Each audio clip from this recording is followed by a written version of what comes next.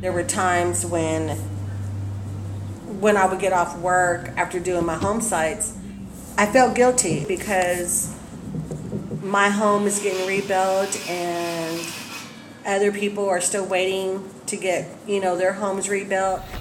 Do you have mold in your home? Walking into these homes and their homes don't look the same.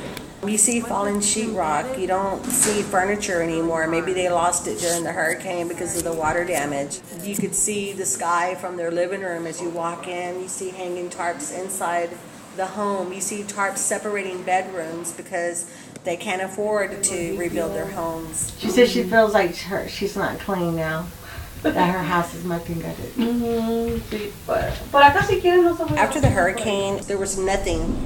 I looked in front of my house and I'm like, this is not my house. I'm like, well, what do I do? Where do I start?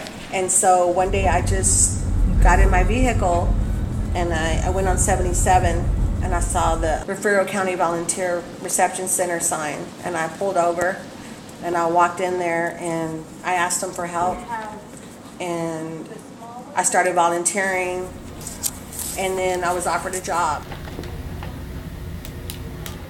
I don't know when I'm going to stop, to tell you the truth, because we have probably 2 more years of the rebuilding.